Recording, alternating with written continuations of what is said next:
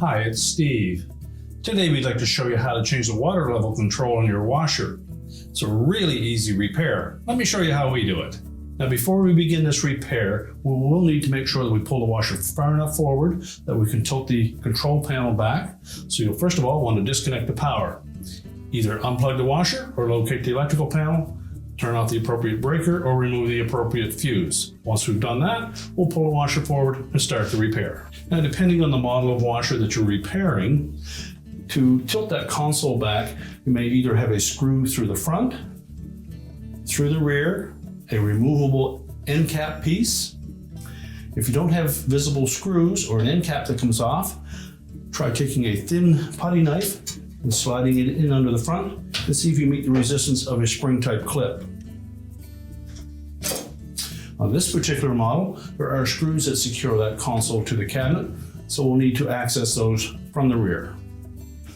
As mentioned, on this particular model, the retaining screws for that console are located on the back. These screws are about 1.5 inches long, although they don't have to come all the way out. They do need to be backed off enough that they're not fitting into the plastic insert on the top of the cabinet. So we'll do both sides.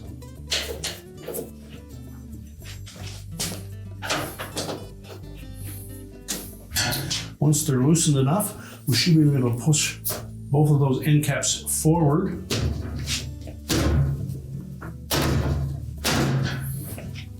That will release them from the top of the cabinet. We can then roll that console over and access the part. Now with the console tilted back out of the way, our next step will be to disconnect the lid switch. Simply lift up on the locking tab of the harness and disengage it. And then we're going to remove these 2 spring clips that secure the cabinet to the back panel and console assembly. Simply take a flat blade screwdriver, go down in the front of that clip. You should only go in about 1 inch.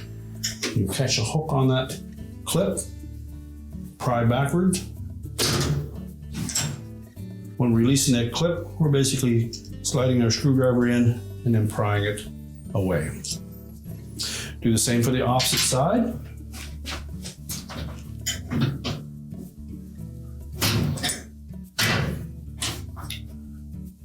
And set that one aside.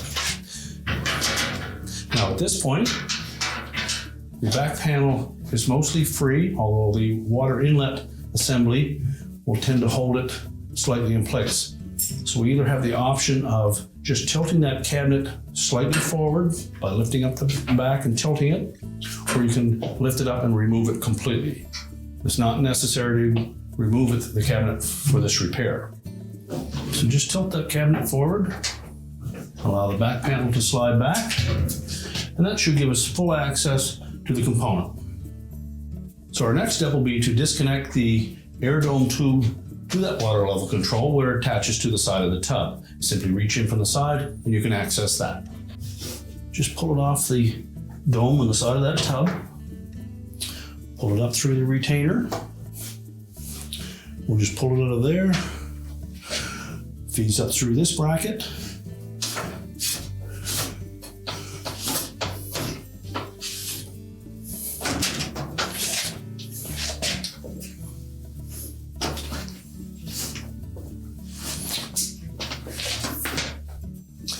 Through another clip on the back panel.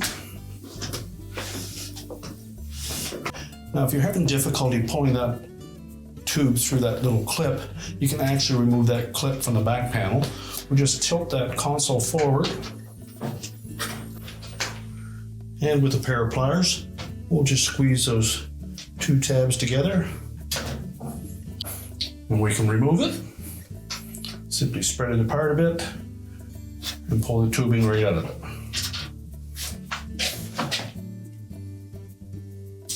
Now next we'll need to remove the knob from the water level control. Simply grasp it and pull it straight off.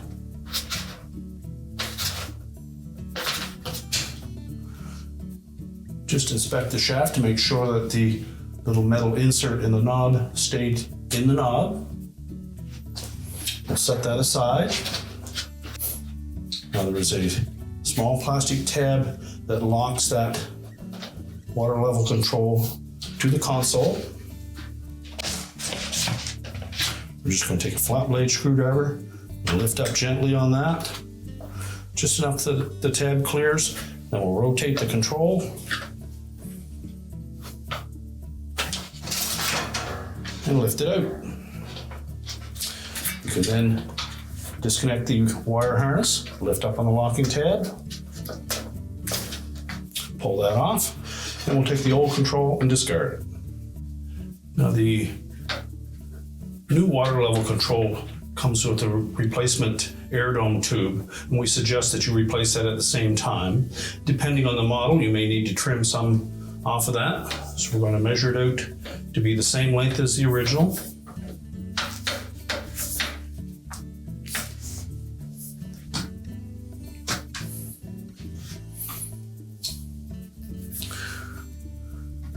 Then get a nice square cut.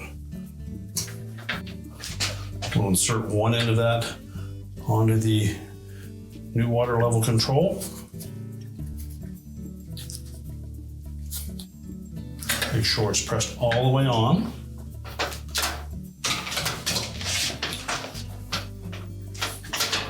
We can reconnect the wire harness. Make sure the locking tab engages. Then you'll note that there is a square portion on the base of that control that we need to line up with the square opening. And in doing so, make sure that the locking tab is towards the top of the console.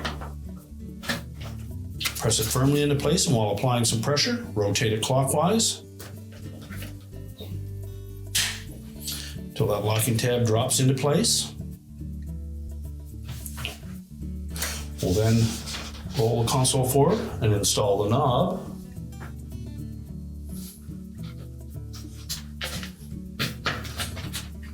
Flip the console back.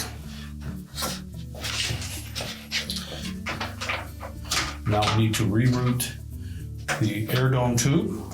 We're going to start by fastening that retaining clip. Just wrap it around the tubing. Leave a little bit of slack, fit it into the hole in the back panel.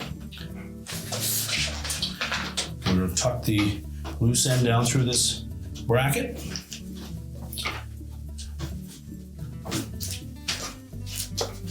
Down behind the fill tube. Make sure we keep it behind that inlet injector hose, as well as the harness. Put it under that clip on that bracket, and then we'll attach the other end to the air dome on the side of the tub. Now with it pulled firmly down through behind that inlet valve, we're going to tuck it through the retaining clamp on the side of the tub. And our next step will be to install that little spring clip that came with the kit. Slide that over the end of the hose. So next we need to fit that tubing right down onto the air dome on the side of the tub. And make sure it's pressed all the way down. And we'll slide that clamp down in place.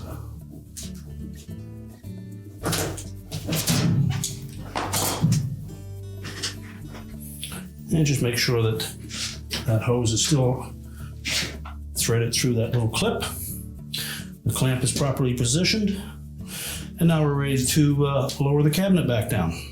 So just lower the cabinet back down. Make sure we tuck that water inlet assembly in underneath. And check both sides to make sure that the back panel fits in between the back edges of that cabinet. And then we're ready to install our spring clips. Now with these spring clips, We have 190-degree angle on the end. That's the portion that is going to hook into the tab on the cabinet. Make sure we pull that back panel up flush to the cabinet and simply press it down into place. Do the same on the opposite side.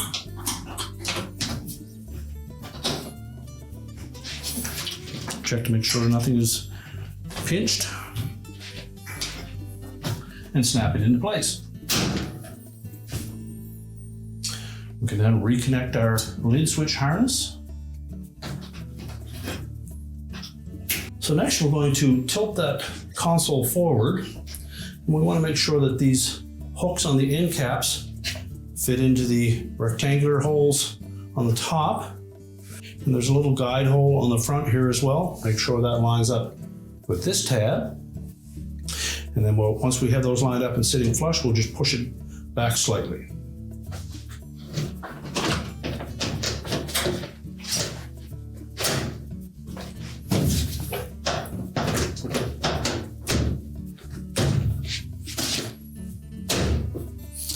Now with it pressed back firmly, we'll then tighten the 2 screws to secure the console to the cabinet.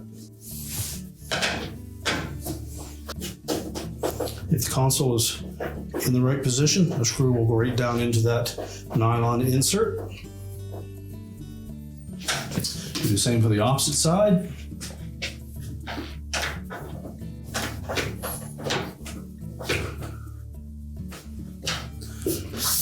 And now we can push the washer back into place.